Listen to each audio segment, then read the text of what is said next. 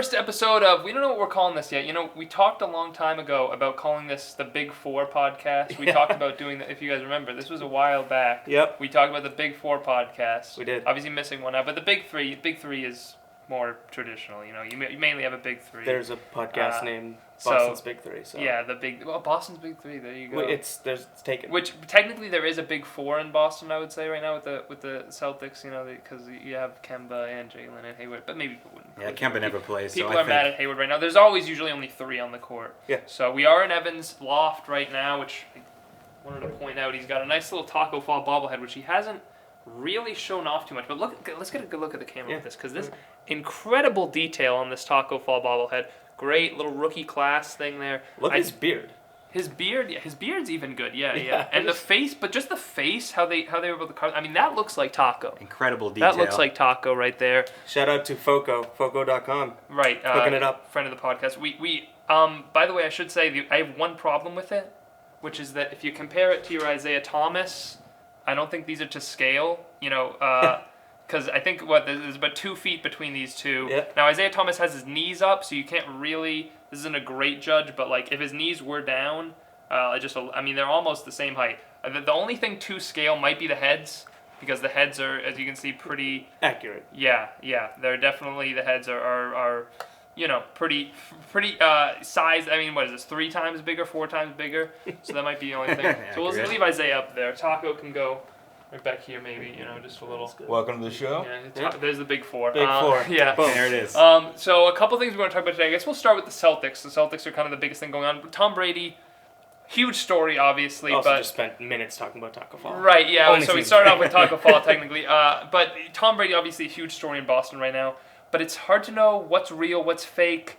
And everything's been talked about there. So let's start with the Celtics. Let's talk about that right now, because they're in a little bit of a dry spell right now. Lost 3 of 4. They lost last night to the Utah Jazz. Obviously, no Hayward, no Brown. They lost 3 bad ones of 4 too. Yeah. The Nets, Rockets ones were killers, and both kind of close, came down to the wire, and just not great showings by the team. A lot of people criticizing the bench, especially. I know you didn't do a post-game show last night, but the Celtics obviously had a chance down there, down 7. Under 2 minutes to go. A guy I want to talk about. Oh, don't even say his name. Brad say it. Oh, he said it. So let's talk about this, because you look at his stat line, just his regular box score stat line. Might not look that bad. They're 3 of 7. I think he had 9 points. But when you watch the game, he airballed a layup and Brad Stinky Maker. under 2 minutes. The Celtics are down 7. Who gets the ball on back-to-back possessions? Who else but Brad Wanamaker, who misses a 3 and airballs another one. And the Celtics end up losing that game. He was a minus 26 in 27 minutes. Now, I think the next closest was Romeo Langford, who was a minus 17. Mm-hmm. So, I focus on Brad Wanamaker there. But I guess we'll start with Brad Wanamaker. Yeah. Why is he on the team? Why is, I mentioned this guy earlier.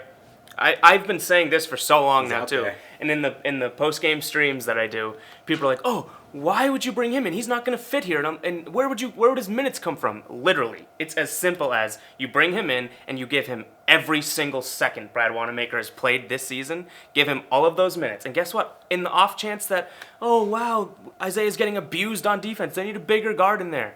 Play Brad Wanamaker. And there's no harm, no foul, really. I mean, Literally, it's like a storybook sort of chapter. Like, you bring Isaiah Thomas back, they need a bench scorer. He can hopefully put them over the edge, and I do. Like, I know you guys know I'm so super biased on Isaiah.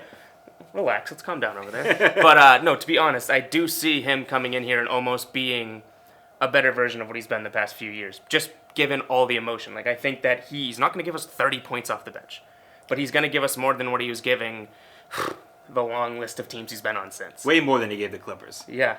So send Wanamaker back to Germany and bring IT back. It's a perfect story. You brought up Kemba Walker, and a big thing Danny Ainge said was he didn't want Wanamaker, or he didn't want Walker and Thomas on the same team. He didn't think it would work. And the thing is, Walker is missing so many games, like you said, here and there because of this knee thing.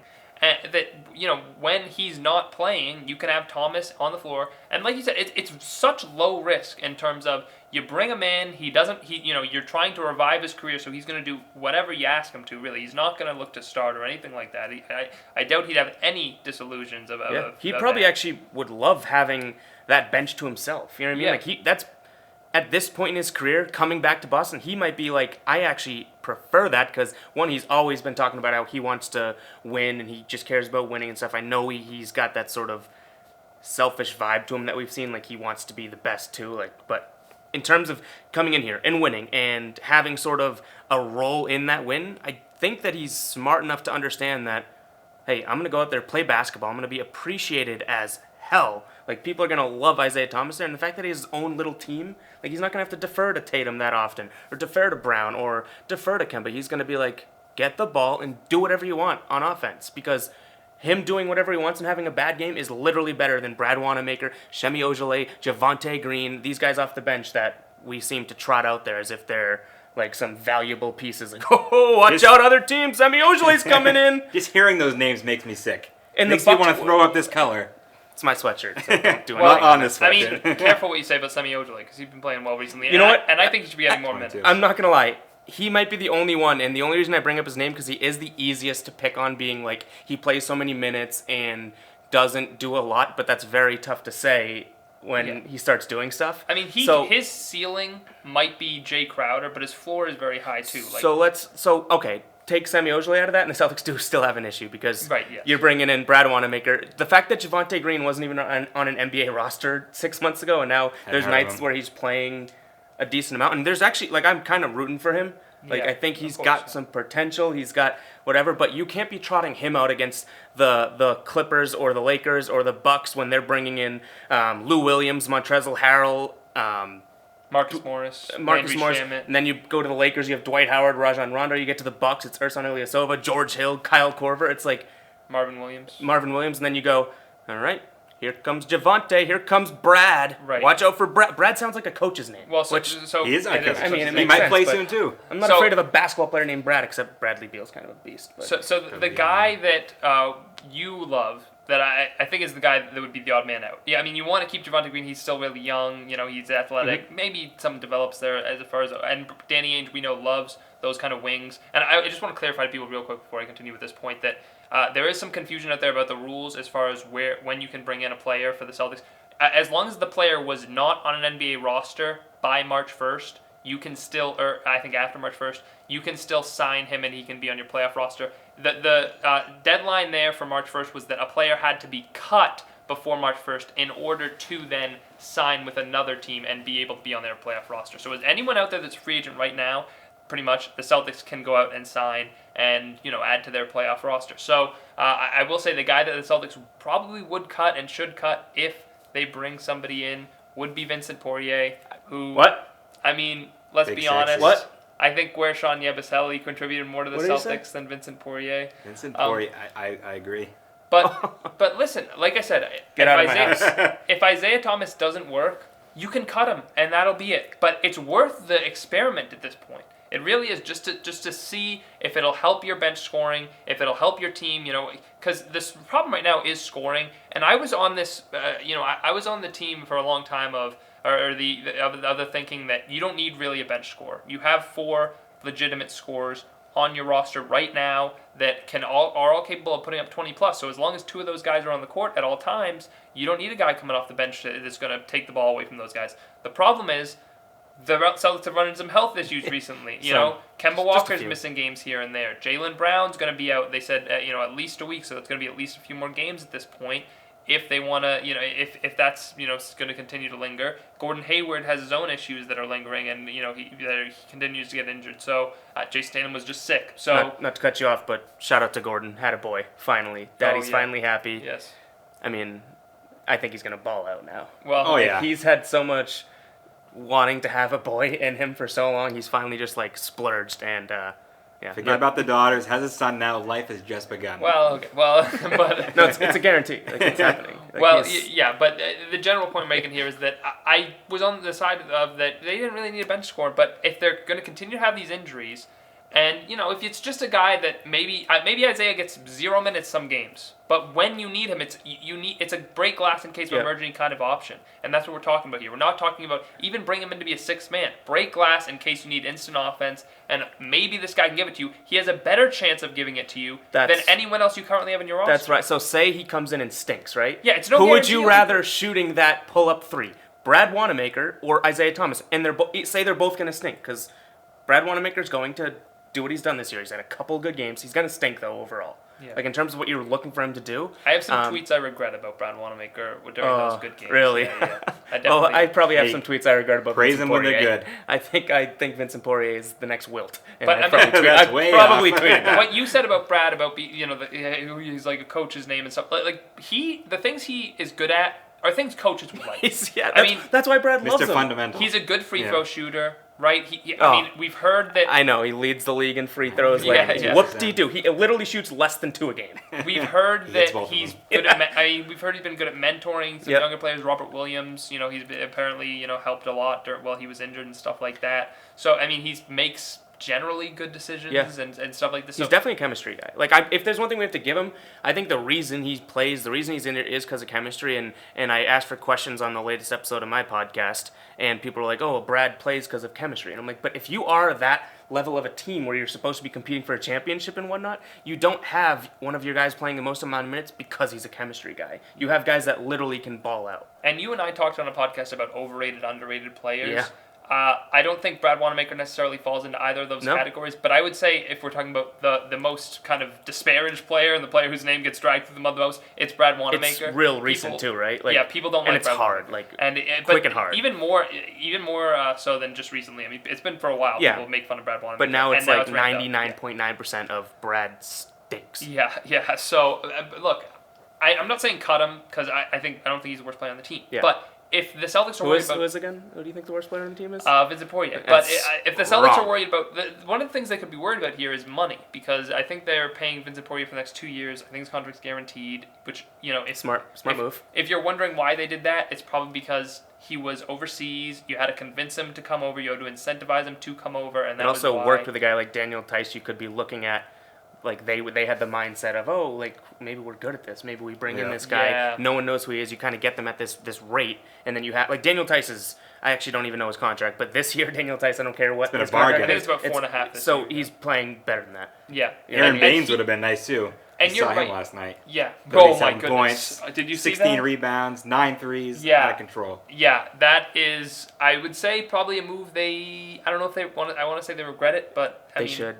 Yeah. Him and James Harden, I forget what the stat is, but are the 2 NBA players in history that were 30-something plus points, 14 it was a crazy stat line. The problem, I think, would have been that, I don't know if they would have had the cap space to sign Kemba if they I don't think so. I think that was like a clearinghouse move.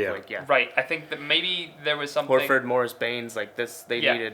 They would have had to have probably traded, their draft pick, traded, the 14th pick, or for, a future pick, or traded Aaron Baines, so you could maybe argue that they should have done that, if you want to argue that. But, Tice, you're right on that point, that he has played better than I think anyone could have imagined he would have played. Made himself, a legitimate starting center in the NBA. And, he came over as a guy that was not very high heralded, a German player that was kind of just a role player over there. Oh, yeah. And the Celtics said, you know what, this guy can do this well, he can do this well, let's bring him over here and develop him. And they did, and then they said, we can do this, let's do this with Vincent Poirier. It hasn't worked to this point. Because that Vincent Poirier thing almost came, and I love him, but, that's, I love him just because it's Vinny P, Vinny Sexfinger, whatever you want. His wife. His swag off the court. I get that he's not good right now. I'm still holding out hope for him.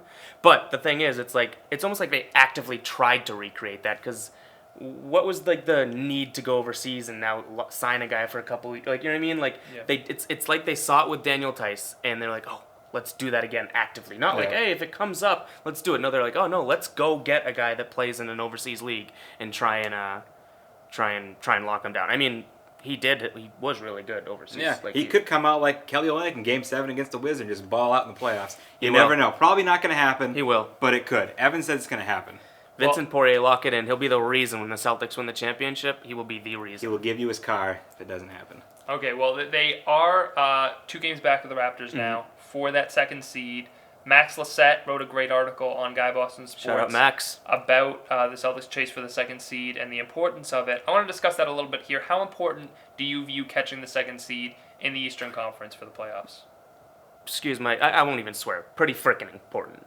Mm-hmm. Like, I think that this is going to be a playoff run that almost relies on seeding. Like, I think them being that second seed is, I hate to call it a necessity, but given the track record, and not to bring it back to the health, but everyone's like, oh, wait for this team to get healthy. And I just had my latest show. It was a pretty negative show. I was like, okay, I don't know if the Celtics are going to ever get healthy. We've seen now over 60 games of them being not healthy. Yeah. So what's the trend showing you? Like, they're not going to get healthy, and it almost takes away our wild card of all of us. We're probably all guilty of it.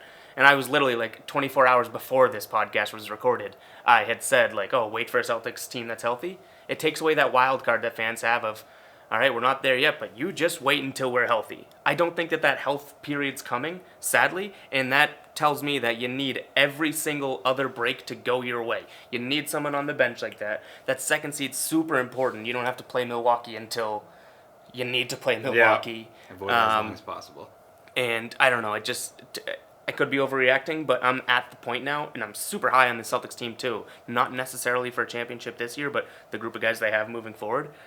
I do think the second seed is like a must-have for this season, if this season has promise. So I wouldn't say it was a must-have. I wouldn't say it's make or break, because, and there are things about the second seed that I do think are very important in terms of, if you get the second seed, it's the difference between playing the Pacers or the Nets, and the records are so much different there, right? Or the Magic, or whoever might be in the seventh seed. But so that is a huge disparity in record, in how they played the season. Like, the Pacers are clearly better, and especially if Oladipo continues to develop, right? So first round matchup, that is a way better first round matchup. We know we could beat the Nets, right? Right, yeah. And in the second round, you're obviously talking about either being at home against Toronto or on the road. Yep. And all of that takes a toll. If you play a tougher team in the first round, if you have to go on the road for the second round, that's just more of a toll you're putting on your body, on yourself, on your team. Then you have to go into Milwaukee and beat the Bucks. And, if you can do that with less of a toll on you as a team, then you have a better chance. So I concede that. I would also say, regardless of if they get the 2 seed or the 3 seed, I think they'll be in the conference finals either way. And how they do against Milwaukee might depend on how they, the difficulties they face in those first 2 rounds. But really, I think that they beat the Raptors on the road in the second round. I think. So, I guess I was overreacting too, because like that's still where I see them going. But kind of what you just said to sliding, because you're saying like how they do in the Eastern Conference Finals. Yeah. That's almost where my must-have sort of scenarios coming in, because I think that this Milwaukee team is pretty underrated when people are talking about the best teams in the league. Like, they are filthy. The Celtics not having everything go their way before they play Milwaukee. Like, I think they can beat the Sixers. I think they can beat the healthy Sixers. I think they can beat the Raptors. Like, I'm not worried about any of those teams, and I'm on record saying this too. Like, it's the Bucks that, like, if you are now beaten and bruised, playing on all these road trips or road games, and you have to go and now play in Milwaukee, it's bad news to me. Yeah. So let's move on here. We could talk about Tom Brady a little bit, because we've talked about the Celtics, I think, a fair amount during this podcast. The Tom Brady stuff. We'll come back to Vincent Poirier later. Of course, yes. The Tom Brady stuff, obviously, it's been the biggest story in sports. Everybody's talking about it every day. And the craziest thing about it is that everything seems to change every day, right? Like, one day he's going to the Titans. The next day he's going to the 49ers. The next day there's a mystery team. I heard a week ago he was going to the Raiders, and he's bought home. So it's all over the place. It is crazy. I don't think I've ever seen a player's free agency where it seemed like there was a new team every single day. Like, it's this team, it's this. Not just that this team's also in the mix. I'm serious. Like, it seemed like a week ago, or that the Raiders were the front runners, and then the Titans were the front runners, and then the 49ers, and it's like musical chairs. Really. Even the Dolphins the other day were said to be a front runner. Right. So it's all over the place. It's just a new team. Pick your team every day that we want to talk about, that we want to play up as the front runner, even though it sounds like Brady is not really revealing much. And I will say, the one group that actually has money riding on this, Las Vegas, they still have the Patriots as the favorites to sign him. So what has been your reaction to all of this coverage? That it seems like it's changing every single day, that we see a new team as the place Tom Brady's going to be going to. It's overwhelming. Everything he says is dissected. Everything he eats is probably dissected. Like, oh, he's having a sandwich. He's probably going to Tennessee. And good barbecue. You say everything he says has been dissected. How much time do people spend trying to read his lips on that ESPN game this year? All night. Like, scientists were going at it. Like, not him. He's talking this guy. Like, everything. They took a break from the coronavirus to try to scientists. Yeah, forget the coronavirus. Where is Tom Brady going to go? Who cares if people die? Is he going to be a Raider? Is he going to be a Titan, 49er? How many times has he moved this offseason? Yeah. I have no idea. How many houses does he have now? I have no idea. And one in every state. But I don't know where he's going to go. I don't think we should wait this long to find out where Tom Brady's going to go. We have to wait over a couple months to find out when this guy's going to go. It's such a long tampering period. That is kind of an underrated thing to me. Yeah. Like, everyone, is cherishing him, putting on this pedestal of like, oh, we want him to switch. Like, if he was like I want to be here no matter. Like, look at what Drew Brees has done. Yeah, Drew Brees like, I'm going back or retiring. Like, we're not getting that from the guy that we are loving more. And I'm not saying he doesn't love New England. Don't get me wrong here, but we're clearly loving him more than he's loving us right now. Because if he has the ability, regardless of what Bill wants to do, regardless of what Bob Kraft and Jonathan Kraft, like regardless of what they want to do, Tom Brady can voice. I want to be here no matter what. Yeah, and it's probably just a leverage play. Because as I said, I mean, I still look at Vegas and I say, they're the ones who this is affecting their wallets, and they still think it's New England. So until that changes, I don't think that there's much to speculate. And like I said, I just think, regardless of where he's actually going and what's actually going on, I think the coverage of it has been insane. I mean, how people are, seemingly making up stories, pulling things out of thin air.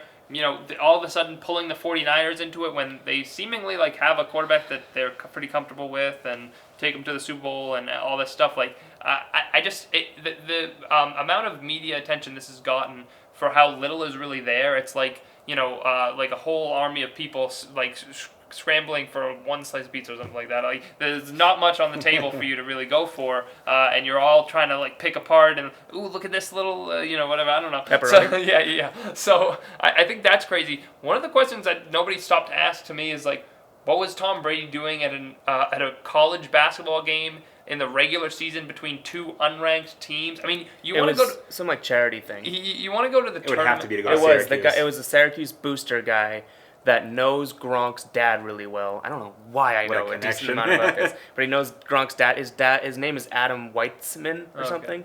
And I don't know what the charity portion of this was, but like he flew Julian and Tom Brady out for that. And not to get derailed here, I actually just thought of this too. The guy came on the radio and talked about it, and he said Brady and him like almost agreed money isn't the driver here. Yeah. But then I was talking to a buddy about it, and they were like, yeah, but money is equal to respect in this scenario. Yeah. And so Brady can easily say, oh, it's not about money to me, but also sign with whoever gives him the most money because it means they appreciate and respect him. But it was also just convenient because, this, you're right, this was maybe, the fact that it was a charity thing. And I don't know what charity it was. Like, I didn't dig that too much. But the thing is, how many charities do you think Brady said no to over the years? Like, no, I'm sorry, I can't do that. But this game was on ESPN. He knew he'd be front row. He knew he'd be on camera. Like, really, what value did the game have to him? Unranked. But if you want to go to a tournament game where Michigan's in it, your alma mater, like that makes sense. That makes totally sense. Right. But Syracuse and UNC they're both. I mean, Cole Anthony is pretty good and he's on UNC. But you're right. Yeah. There's not a lot of reason to go to the game. Yes, the charity thing, but maybe he was also like, you know what? I will say yes to that because then I'll get some attention on ESPN as well, and who that might help me too. So and who knows the stuff with Julian and the FaceTime with Babel, like that's the only bit of information I think it's fair to read into because that's actually like you're getting it from the horse's mouth. Mm-hmm. Is that the expression? Yeah. So that's a weird one, but it is a super weird. Right, yeah. I heard it directly from the horse's mouth. What did you hear from What horse is talking? Yeah, I want to see this talking horse. Anyway, that's got to be what the saying is, actually. You don't believe it unless you see, because it's not a talking horse. I don't know if that's what it is. But no, that makes sense. Unless I see the horse talking because he talked to me, or she, my bad. And I just want to say that Syracuse is the worst place to go in the winter. I'll never go back there again. Okay, fair enough. That's a story for another day. AJ is like, these tracks, let's try and get back on. Back on. But, you actually are seeing Brady right there and his reaction to Edelman saying he's coming back. And you're seeing Vrabel supposedly on the phone with them. And, if that was real or not, there was no clarification to that. But those are things that you can actually read into because it's that guy Brady. Said it was. Yeah. The Adam, whatever his name was, said that they FaceTime Vrabel, but it was like a fun thing. It had nothing to do with, like, they were literally saying hi talking about it. The guy did, before he did this interview, he did like kind of give the disclaimer that we didn't talk about this. Like, we talked about our kids, we talked about our families.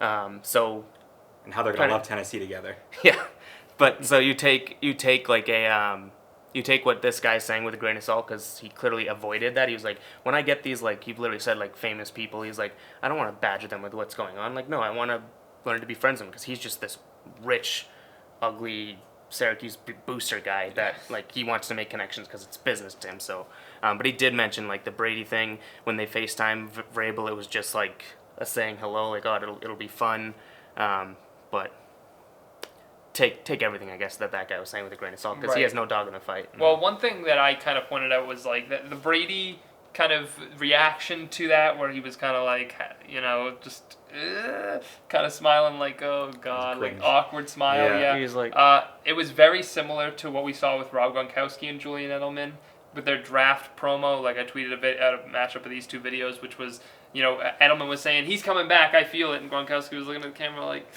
yeah, I don't know. And so I felt like the same kind of energy with those two reactions. So if there was one thing that gave me a little bit of trepidation as far as Brady's concerned, it would have been that. Like, he didn't seem to like that. And it could have just been, like I said, it could have been, the fact that he was trying to negotiate, and it's like, don't mess up my negotiations. Yeah. But it also could have been like, hey, I don't really know what I'm doing yet, or I don't know that I'm coming back. So you guys think like his silence helps his leverage?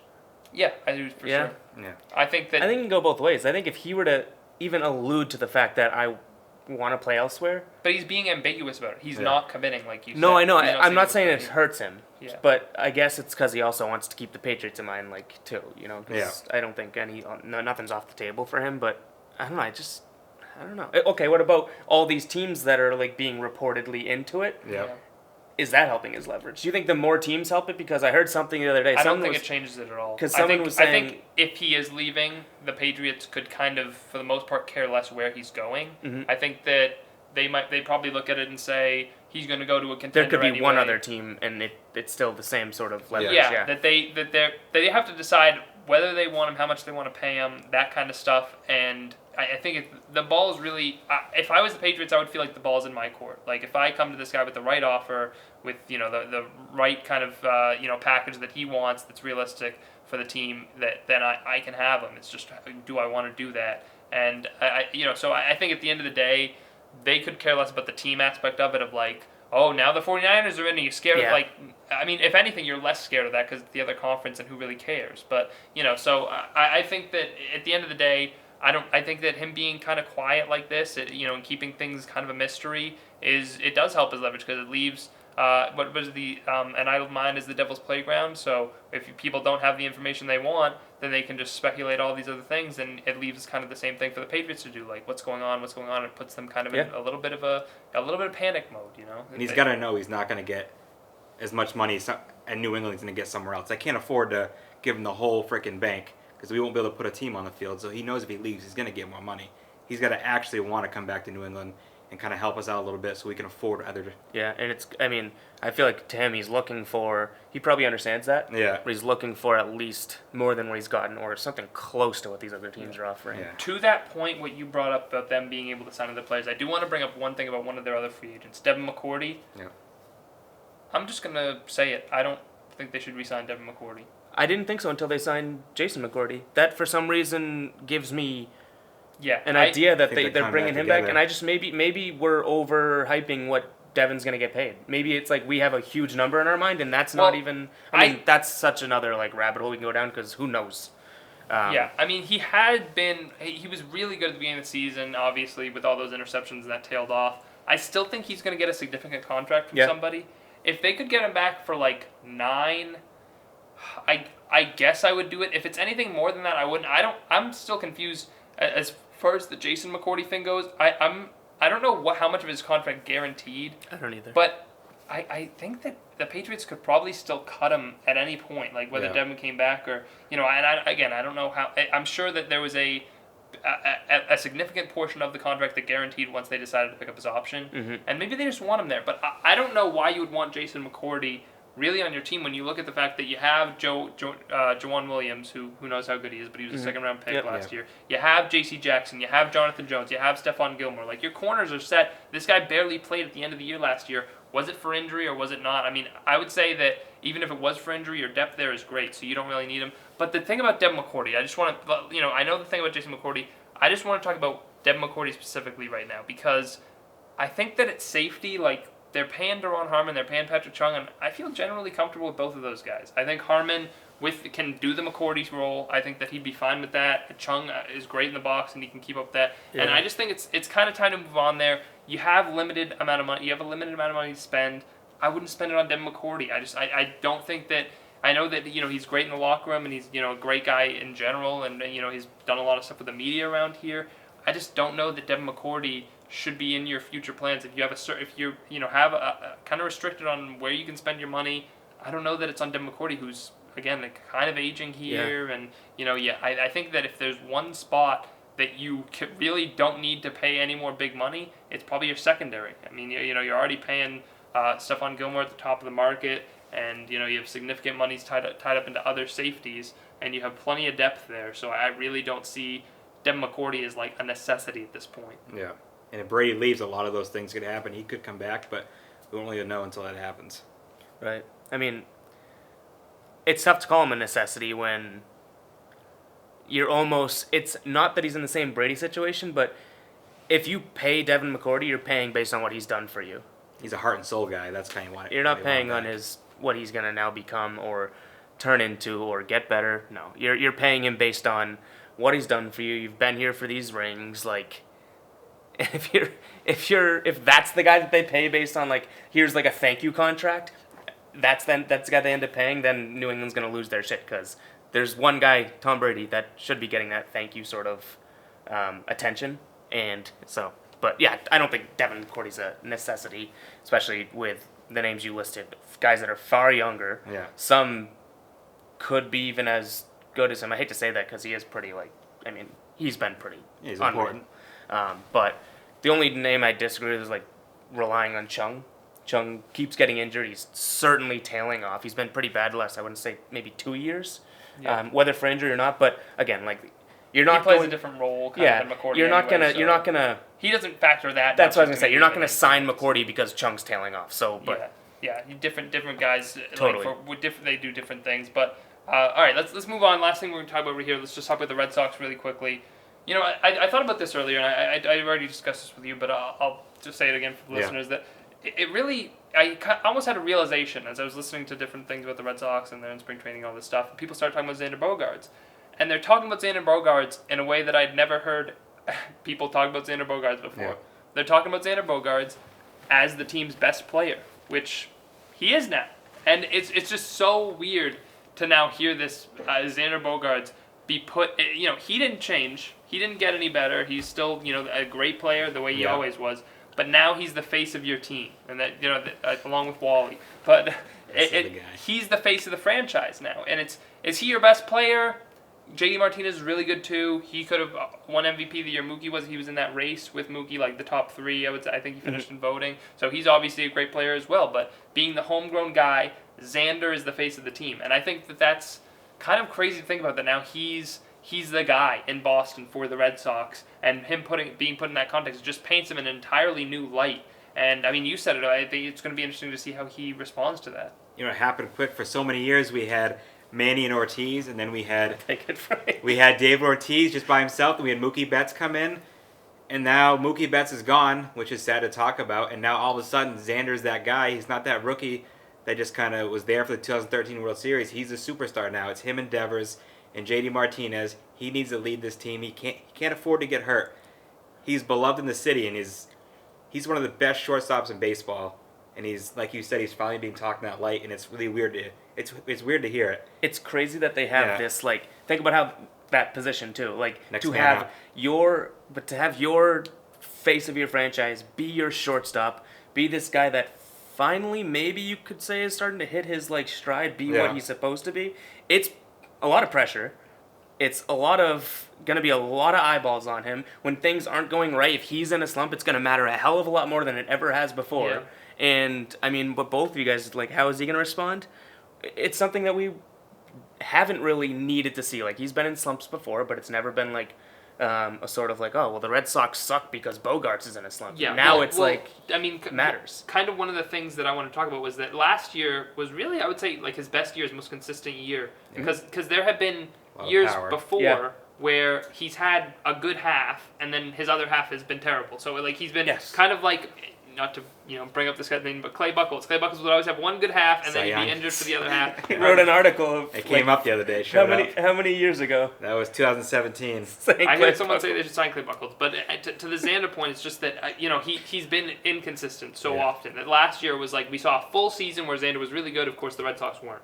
But I worry about that. Is that, like you said, now it's going to be a bigger deal. Like, can he stay consistent? Can he be that guy all year long, or is he going to do the thing that we've seen him do so many years prior, where he's going to be hot and cold, and he's going to have like a stretch of a month or a month and a half or 2 months that's like, well, that's not an all-star caliber shortstop, and that's a huge problem, obviously, because if the Red Sox are going to win this year, a lot of games and compete for a playoff spot, then they really need to hit. Their offense needs to lead them. Their offense probably needs to be the best in baseball, second best in baseball, for them to really have a chance here. And I think that it has that capability. Yeah. If Chavez hits 20 home runs, if JD hits 30, if Xander gets close to 30, if Benintendi can, have his best power hitting year of his career. I think it's coming back. He recently got rid of his girlfriend, so. So if Insane. all those guys can hit, if Devers, like I said, all the guys I named are capable of hitting 20, 30 home runs. Yeah. So if they can all produce that, then you are talking about an offense that could be the best in baseball and it is playoff caliber.